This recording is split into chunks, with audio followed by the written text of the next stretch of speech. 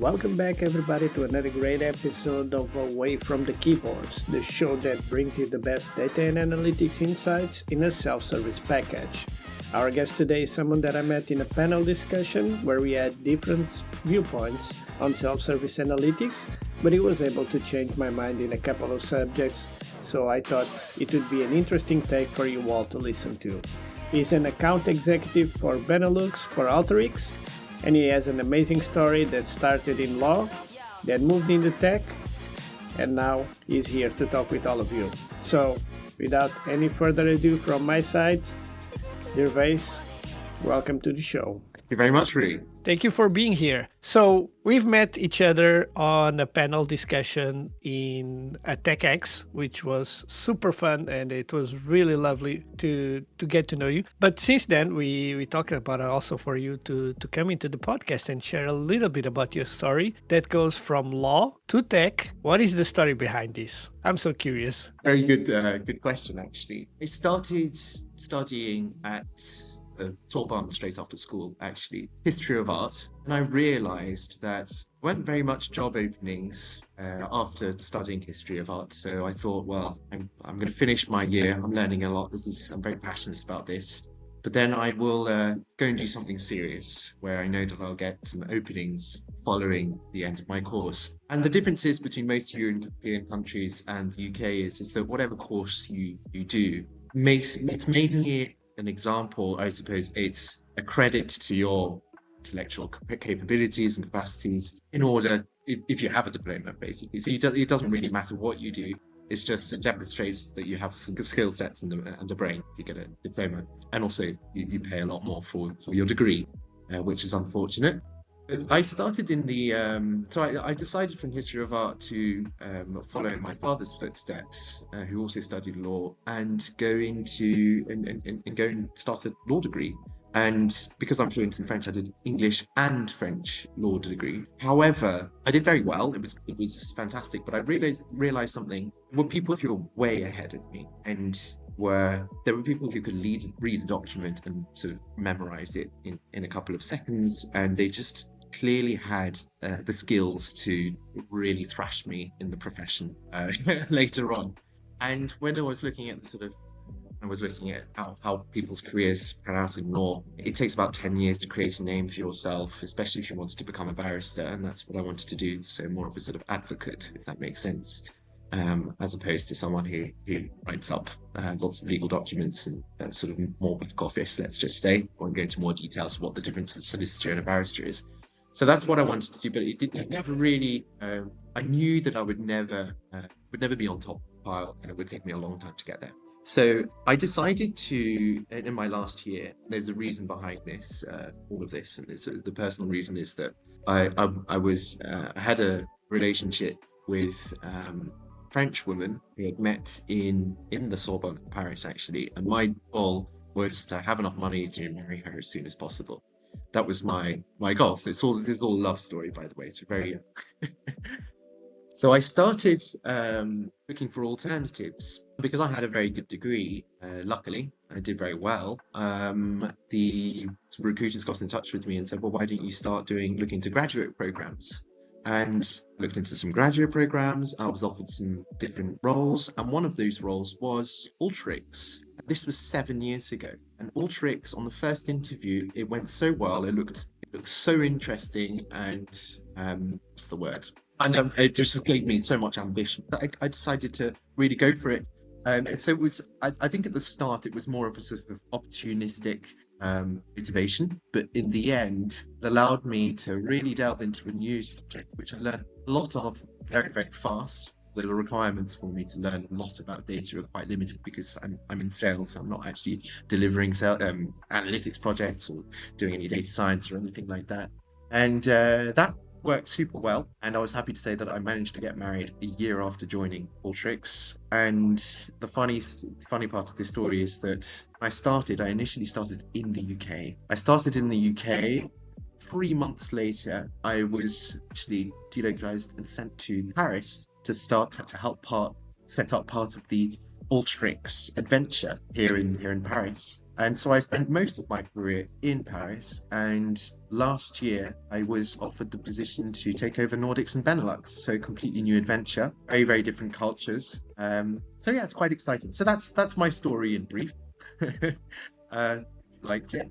It's an amazing story. And that's basically the story that brought in a UK guy to be working in France, right? It's a love story behind it. Exactly. Yeah. Behind every story is actually a love story, I like to believe. And it's still growing strong. I'm now installed in France, although I'm now working on the Nordics and Benelux, and it's going super well. Nice big house, beautiful garden, 4 kids. It's great. Super. And so basically, when we met about here in Amsterdam. But before I go into that and talk about analytics, maybe you can tell me a little bit about also Alteryx and what is the problem that you guys are trying to solve in this industry? Yeah, so it's one of the topics that I brought up at the conference. And actually every conference that I go to, I speak to lots of analytics leaders or hear a lot of analytics leaders talking about governance projects, their analytics projects, their data science projects. And I often feel like, I think it's something that happened in the past, probably about 10 years ago. The chief data officer suddenly became popular, and we heard terms like data is the new oil, with data your company will succeed. And then all of a sudden was sort of the back office, not so interesting job suddenly became the most interesting job in the market. And everyone was passionate about data, analytics, and what could be derived from that. And I tend to see that it's a long journey that's happened over the past, let's say, 10 years. I wasn't working in the data analytics sphere when this switch happened, where conversations around data analytics are becoming so technical and so advanced that we tend to be moving further and further away from business and business value and business concerns. I'll give you an example here. One of the data analytics conferences that I went to this week, someone actually stood up and said, I often get the feeling the way the business view us are these young people with tight-fitted jeans and a new MacBook Air, the latest Apple Watch, waltzing into a business office and saying, we've done some data analytics work and we're going to tell you how to run your business. And the business had probably multiple years of experience, know what they've talked about, and they've probably had a very different journey to someone who may be from the data analytics background. They might have started their career stocking shelves, and so they know the business off by heart. And then suddenly this young person who's done a little bit of code on a computer is telling them what to do. And so there's a lot of resistance and a lot of backlash between these two teams who like to think that they understand things better than each other, a lot of conflict. So this is where I really think we fit into the story. We had one of the questions that I asked the analytics community over it was in Amsterdam, was, where do you draw the line? Are you an enabler of the business? Do you give them the data that they need in order to make the decisions? Or do you just give them straight right numbers which will influence the decision? So how far in depth are you going to go in trying to understand what they do and deliver them that right insight versus giving them the tools so that they can explore the insights that they make to make? And I think there is a risk here, is that analytics teams, it's very difficult for them to gain the respect from the business. And if they assume that they understand the business better than the business, it can create a lot of conflict. And again, so coming back to Alteryx, where do we fit in this? We are part of one of those tools that enable the business. So instead of saying, here's this wonderful dashboard that's going to allow you to make more money or sell more SKUs, etc., we're saying, here are the tools, here's the data, here are the tools that you need in order to explore your data, prototype with it, build some scenarios, test things, visualize things, try and get to understand what we have internally already to make business decisions better. So more of a sort of enablement approach. And this is where self-service this is the market space in which Alteryx fits, is really, really valuable. So you're basically telling someone who probably doesn't have much technical expertise that now he has technical expertise, and he's able to align that technical expertise with some of the business knowledge that you don't have, and which allows the analytics team no longer be also stood. So the conflict stops. So you're suddenly enabling the business. So the conversation completely changes. And I remember this one customer who told us, he said these words, so someone from IT, he said, we introduced Alteryx, and since then gone from a Stalinian state to a startup nation. I thought that was an absolutely fantastic story.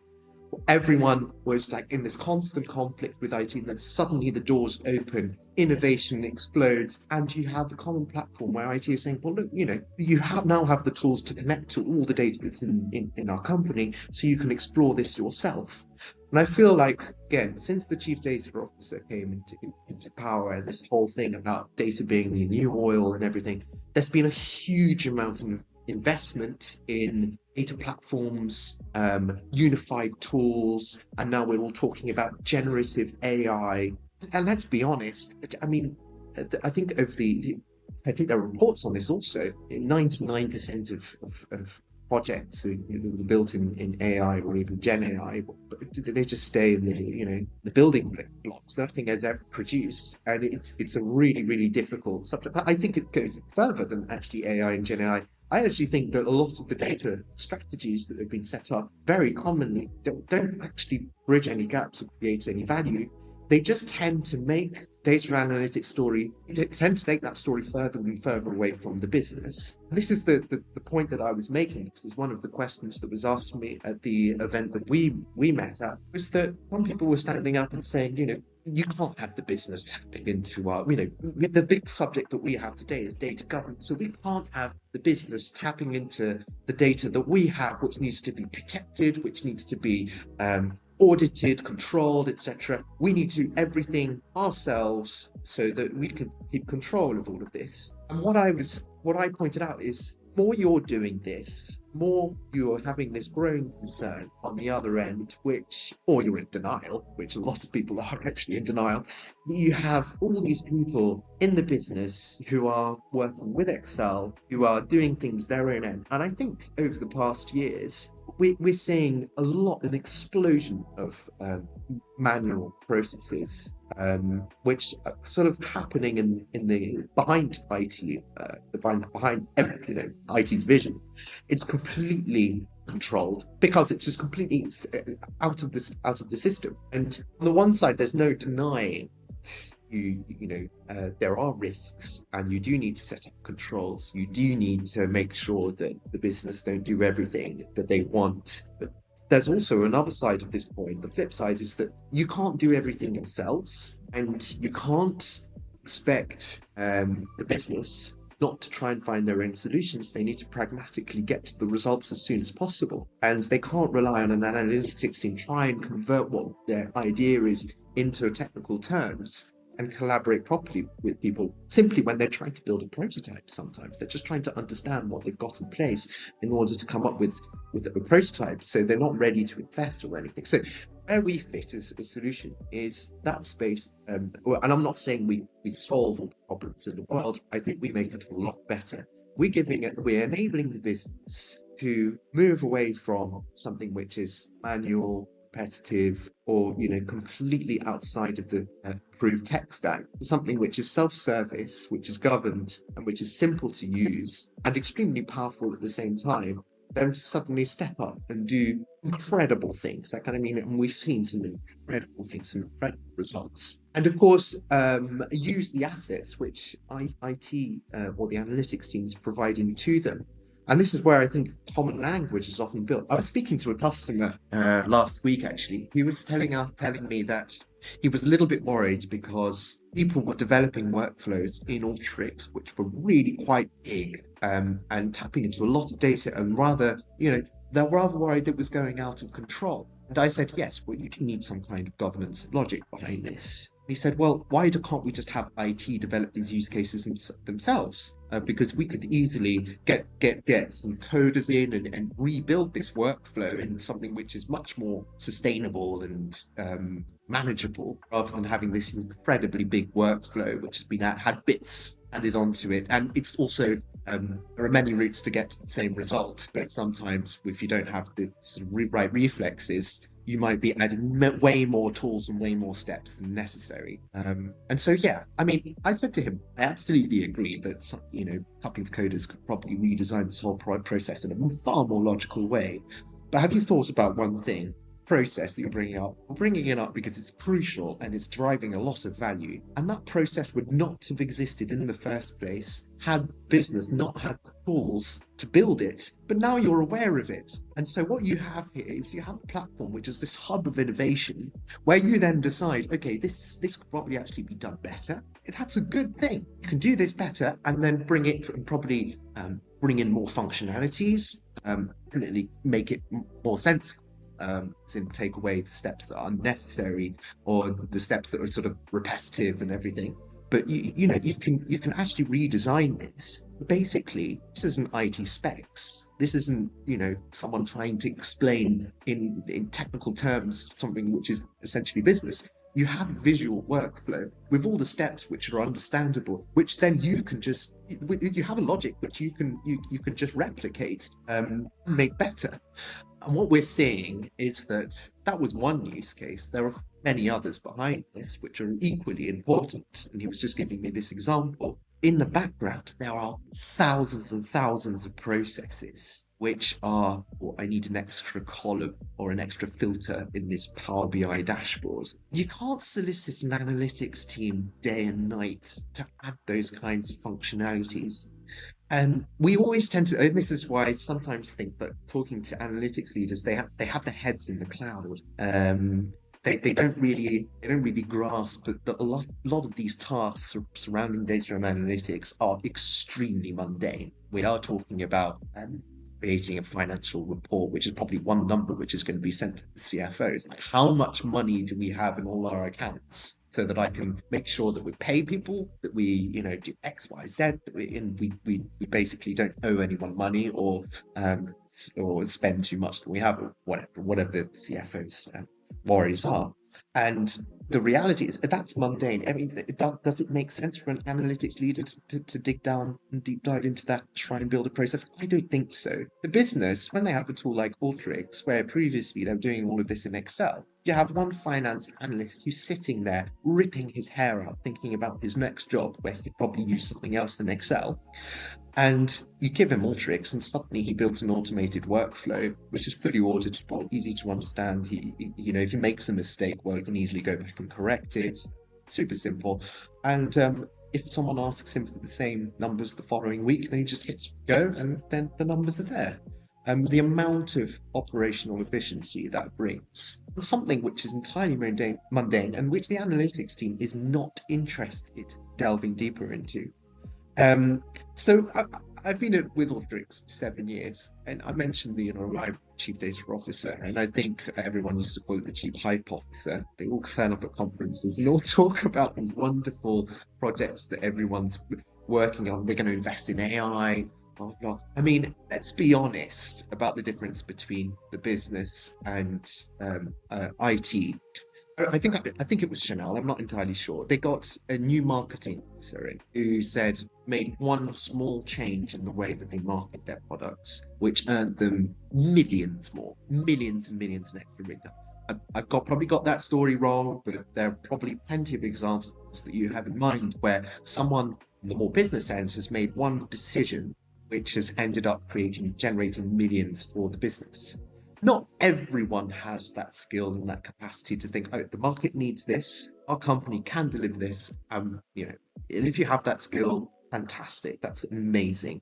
Behind that, there are probably loads and loads of failures as well. It's probably the third marketing officer who came in and probably, but the expectation of the chief data officer is that they would do the same. But the CEO thought, oh, chief data officer, he's the next most important person in my list because data is apparently the new oil. Let's leverage that, and then suddenly bring this chief data officer who's going to make that one decision, who's going to make this company go up in terms of annual revenue exponentially. And then what we're realizing more and more is that it is already being used.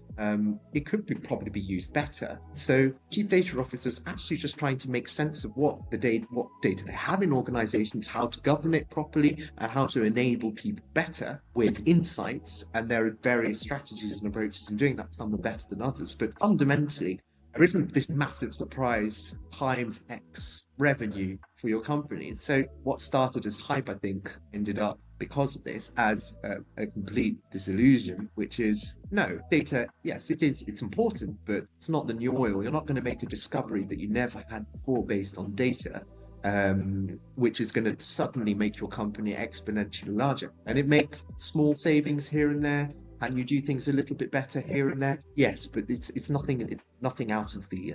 It's not Disneyland. You're not going to suddenly create this dream world, completely transform your business. I don't think that's the reality for many organizations. I'm not talking about Netflix and all the ones where fundamentally data is the core of what they do, and probably that, if they make a bad data decision or a good data decision, that has a huge effect. Amazon as well, we're seeing this as well. But most companies, I mean, I'm not sure that if you work at IKEA, for instance, say you work at IKEA, I don't know how much it's based on data and analytics that you suddenly remodel the way that if you want to buy one thing in an IKEA shop, you have to walk around the whole IKEA shop, and then you suddenly end up picking up a bag of bananas, a table, a chair, and you've probably forgotten about the products you initially went to IKEA to buy. But certainly IKEA's made a lot of money on this. That's a kind of genius. It's a genius who thought of that, rather than a data analytics dashboard that suddenly say, this data analytics again can make that better. Where do we place the SKUs and everything? This market much better than me, but there are two different worlds to each other here, which are collaborating, but it's kind of. But I don't believe that the chief data officer can just march in and say, all right, we're going to make. It's just like a dream world. So there is definitely a disillusion at this point, and the rest of what they've been doing, and the more events I go to, the more obsession I hear about data governance. Of course, this is an important topic, but I'm slightly worried about one thing. So the data governance topic is becoming almost an excuse not to do anything, rather than to actually start thinking about how we can at least start driving some operational efficiency, how we can make some decisions slightly more enlightened and backed up and better, how we can in certain pockets add more efficiency, therefore revenue or value or whatever that may be. I've talked for a long time here, and you probably have questions, or you probably completely disagree with me, but that's what I'm seeing. And I've seen a lot of customers in this situation. Especially, I think the biggest issue that I'm seeing, the more we're moving forward, more I'm seeing a void which is growing between the business and IT and analytics teams. And as that void is growing, the less those two entities respect each other and collaborate together, obviously. And so it's becoming exponentially conflictual. And data governance, for me, is like the subject in which the analytics and IT teams come in and say, we know better than you, and so get back into your box, the business team. And they do not like that. So self-service is a way of thinking things differently. And I'm not talking about because one of the first things that happened when chief data officers came is that there was a BI explosion, I believe, at the same time. So Tableau suddenly exploded everywhere, became an extremely successful company. And is that real self-service? I don't really think so, in the sense that creating a model in which there are certain experts that can build these dashboards, so they have to predict what needs the business have and guess those needs and then produce dashboards. And I think every organization today has many dashboards which are being used or completely unutilized. So yeah, that's my long positioning of Alteryx, long story, but that's where I see we definitely fit. We bring a lot of value. Yeah, and that was bringing me back, and also thinking about it when I first started. And I first started as business intelligence. We didn't never called it data and analytics. And I now looking back, I think during that time it wasn't that business intelligence was IT per se, but it was the bridge between IT and business. And our role was never to build the reports, but basically to build the data warehouse and to feed in the tool. In the time I remember we used, I think it was SAP Business Objects or something like that, where you just feed this tool with metrics and filters and attributes and whatever, and then you give to the users, hey, here is my data model. You can build whatever you want on top of this, and then it becomes a part. Our interaction was directly with the business users and saying, hey, you decide who is going to have the rights to maybe dig down and see the whole data model, which has the rights to just change a predefined report. But all of that was outsourced per se to the business, and it wasn't up to us to say who sees what. And I wonder if the big shift was when Google started also talking about big data, and we started talking about all of these companies that basically live on data, that everyone else started thinking, yes, we are the ones that are going to also strike the data oil, and then created this walled garden that we now call data and analytics, that before was just a bridge that was called business intelligence. And the goal was we bring intelligence to the business, and then the business does whatever they want. Absolutely.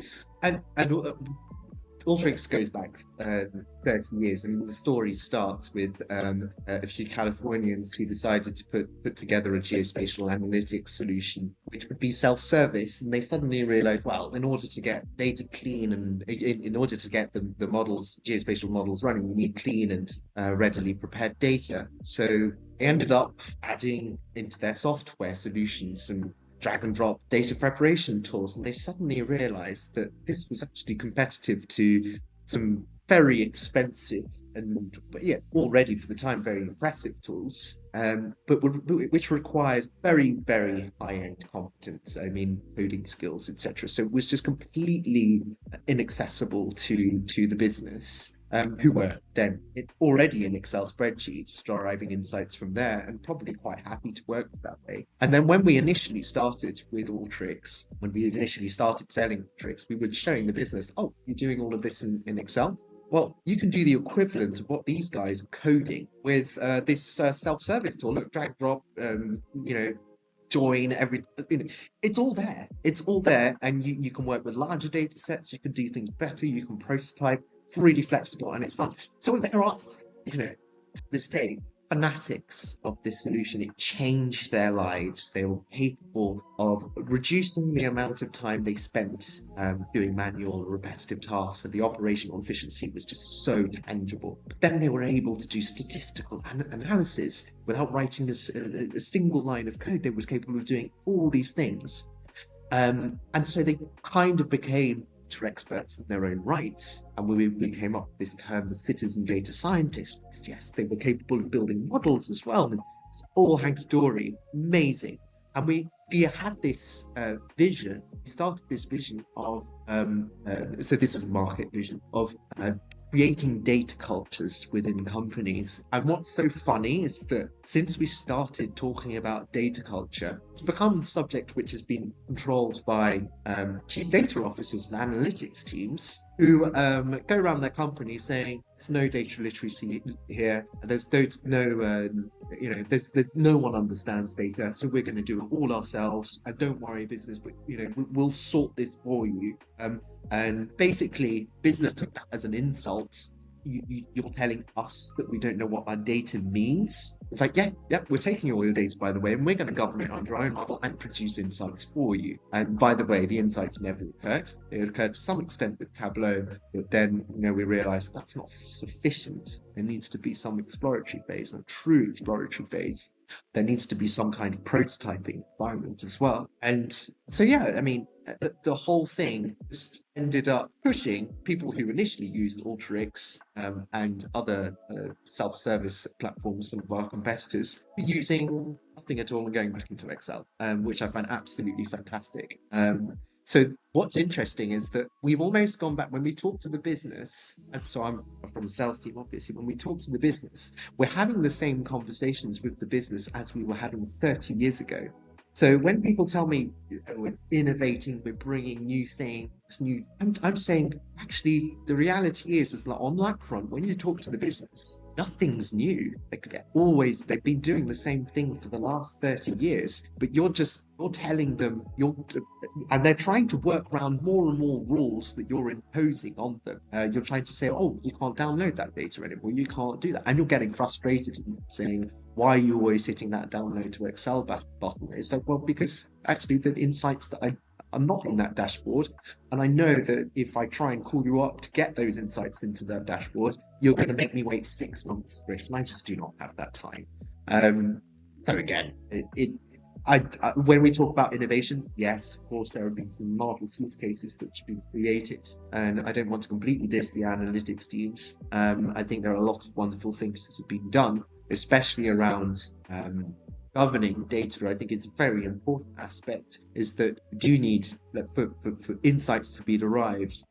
It's better that all data be clean and in a central place, and why not? But then you have to make sure that the next step is also there, which is, all right, now we've got all that data in this place, how do we then derive value from it? Because that value is already being driven now, by the way. If you open up that platform to those people who already derive value, they'll derive more value. What I'm seeing is that data platforms are being set up, then and in that same time, we're going towards the business and saying, oh, self-service tools, you're not having those anymore, and we're taking them away. So we're seeing a lot of frustration in that side.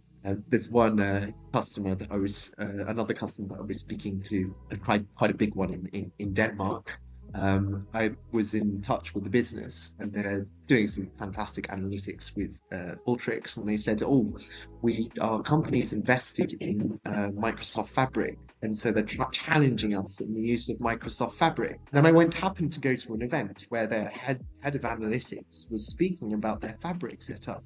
They spent probably 2 years setting up this centralized data platform. Guess how many use cases which have been presented to the business since this, I don't know, investment has been made and this project has been built? Two use cases. They said, well, we can't explain one of the use cases to you because it's confidential, but this use case that we've built has been terribly successful. We have 2 users. I'm like, well, that sounds like you're going to have a very complicated discussion with your CEO when you're trying to justify the investment that you've made. And in fact, I walked up to him afterwards and I said, I mean, why haven't you thought about leveraging the teams in your organization that already use Alteryx to connect to that data platform and start deriving value? And guess what? His answer was, oh, absolutely no way. We're getting rid of all of that because, governance, blah, blah, blah.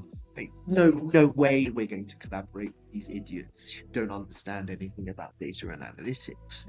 And it kind of shocks me.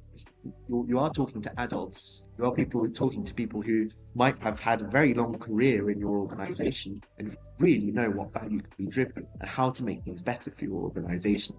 But yeah, I mean, the SAP story is fantastic.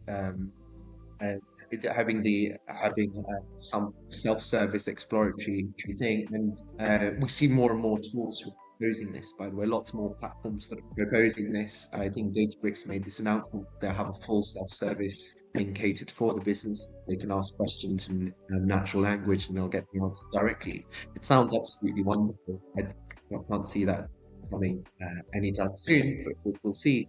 But where we were actually extremely successful is that you have that self-service layer which is on top of all your platforms simultaneously. You've got one central interface where you can connect to everything which is already in place. And so we know that SAP, for instance, a lot of data might be in SAP, and the majority we would hope would be in SAP.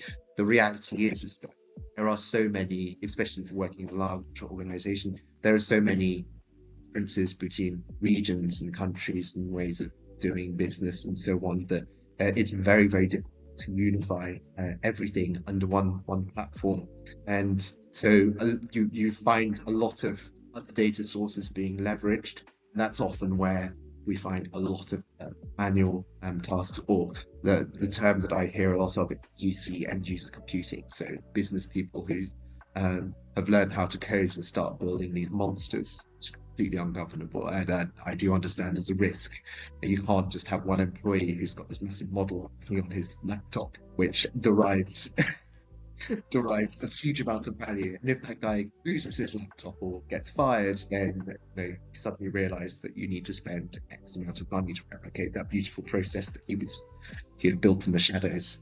Yeah, and that is kind of a great segue to the question that I have for you afterwards. So there is a recurrent segment on the show that is called Pass It Forward, where a guest gets to pass forward a question to another guest. And the question to you comes from Robert Holmes. He's the founder and CEO of Moai. And this question was, with the rise of AI and the coding agents, which basically give these new users all the possibility now to code, which do you see as being the language that is going to rise in popularity? It's a good question. I think it's very interesting in the sense, his question is whether OpenAI is going to become a alternative to investing in a self-service platform. I think there are some considerable risks here.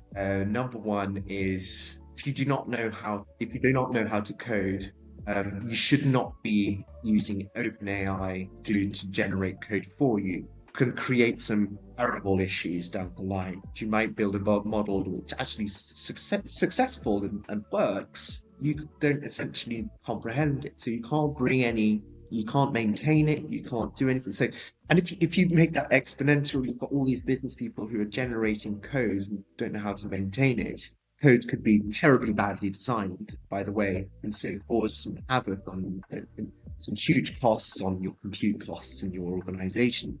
But also it becomes completely it's impossible to maintain, just completely impossible to maintain. I think if we bring this down to a business logic, for instance, I need to often explain, I don't know, why Alteryx is priced in a certain way, or why such and such products would be better off being used in certain scenarios. Imagine if I were doing that in ChatGPT, for instance.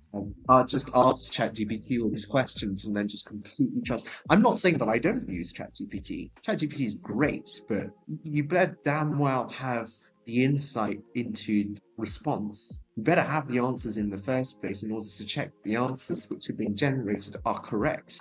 And that logic applies to anything. If I bring this back to law, for instance, and law is a very tricky subject, and LLMs can have a huge impact in law. There's no denying it.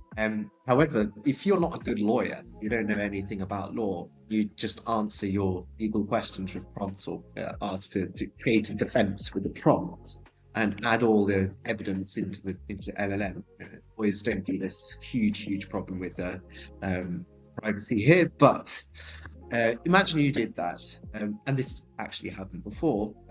Barrister turned up in front of the judge and started quoting cases which didn't exist. So the same goes for everything. If you don't know your job, if you're trying to shortcut and you don't actually look into the sources, look into the results that have been generated, things just get completely out of hand. Someone asked me this question last week, and I said this rather rudely, but ChatGPT has made intelligent people exponentially efficient and stupid people exponentially stupid. So I would, if we take that logic and bring it down to self-service coding, I'll leave you with that. Yeah, that's a really good overview of that. Yeah, it is dangerous days. It's also a very good enabler, but if applied wrong, it can go very wrong. Like, for example, the case that you were just mentioning, a lawyer going in front of a judge and just start citing stuff that doesn't exist. That's the same thing that can happen in business, where you can have a more junior, hungry business person that is just asking questions to these LLMs, or asks this LLM to code something for him to check the data, and then arrives to the manager and say, "Hey, we can just improve our efficiency if we increase the output of our warehouse." And then the manager is like, "We don't use warehouses." Oh, but ChatGPT told me about warehouses. Yeah, it can go wrong very easily. Cool. Cool. And so you have a really good career in Alteryx. You have been quite successful. Looking back into all of that, as someone that moved from law into tech, what advices would you give to your younger self, if you could send an advice back in time? It's a quick question to answer. I think that one of the mistakes that I made were in the recruitment stages, where I threw the net very, very wide. I probably should have been more. I've concentrated more on certain subjects. One thing I am happy with, though, is that always keeping an open mind, and whatever challenge which is put in front of you, whatever you choose to do, you're into it. Work super hard, but be open that that might not actually be the right direction. That you might need to completely change course. I think it's not more. I don't think I would give any advice to myself. I think one of the things that I suffered from going from history of art to law and then suddenly finding myself in data is that there are a lot of crises on the way.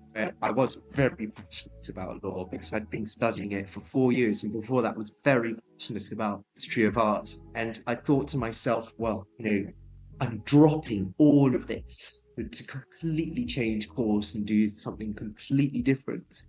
And I quickly learned something, is that our brains are quite magnificent tools. They're much more powerful than data warehouses, and they adapt extremely fast, and they're capable of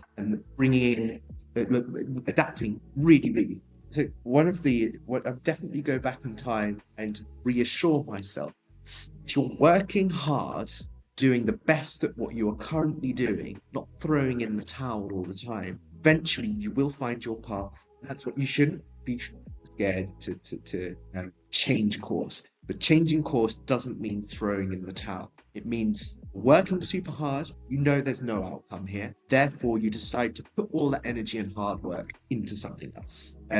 Yeah. So it's more. I would definitely all the generations who are coming into the working world now. I think one of the biggest stresses that I had is, what openings are there for me? Comfort yourselves in the fact that if you're working hard, you're doing your very best down the line, you will succeed. It will be fine. If you're lazy, you will end up in either you're going to be super lucky. If you're super lucky, you'll never appreciate what you've got. You'll take it as a given, as something which is owed to you, and you won't really put your heart and soul into it. So I don't know if that's really advice or encouragement. That's my point, I suppose.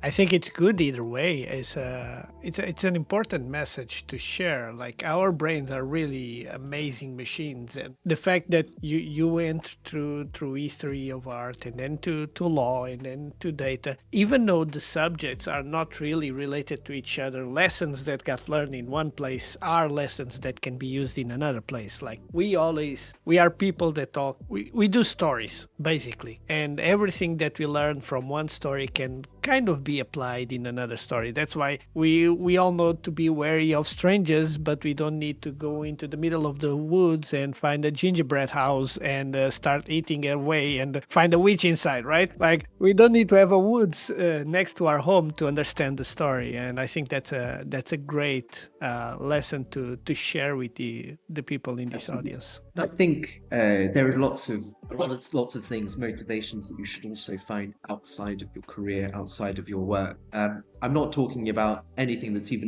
I'm not talking about creating secondary business or something like that. Just drop work all entirely together. Focus on skills, focus on interests that will last forever. So I always made this I always take time to concentrate on other things outside of my work. So, a teacher once said to me a long time ago, make sure you go to bed every night having learned something new. And that something new can be anything. Learn about other things, read books, listen to music. There are so many things, so many beautiful things out there, and so many skills that you learn. I tried to learn the piano; that was a complete disaster. I'm not going to try that again. But there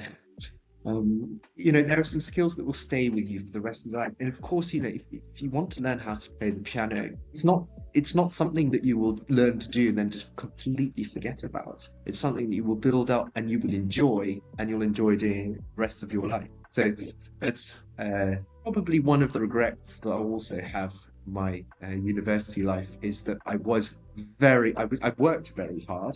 I probably focused too much on work and not enough on other things, which have probably made me more open-minded, more intellectually curious. And I have less time to catch up on all that stuff now. It's true. I mean, with a career and everything, I think it's quite difficult. We have that luxury. We really have that luxury. We're not in a third world country. We're not in a war zone, and we have that luxury of comfort and time, and we should use that appropriately. And that's a great sentiment, I think, for us to end the podcast with this message of hope and pick up and learn something new. But before I let you go, if people want to know more about you, if people want to know more about Alteryx, reach out, just give you some kudos about all the good work that you guys are doing. What is the best way for them to do so? Well, it's quite easy to reach out to us, and you can reach out to me directly on LinkedIn. I have a reputation in the company of being the most reactive person in the organization, so I usually respond.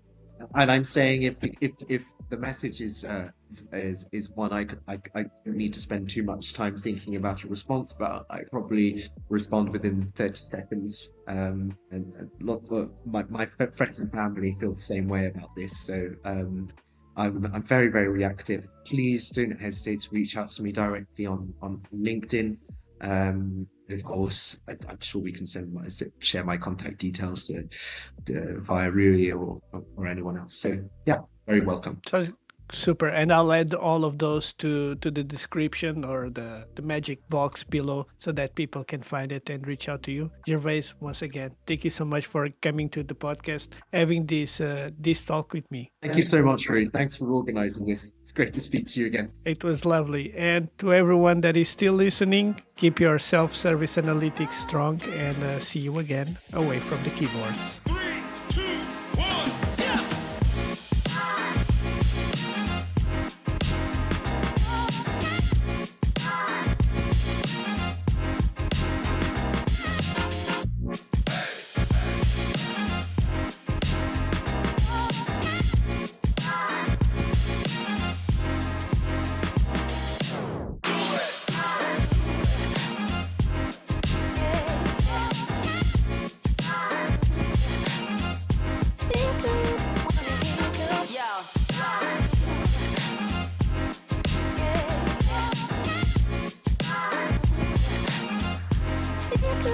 Wanna hear you go.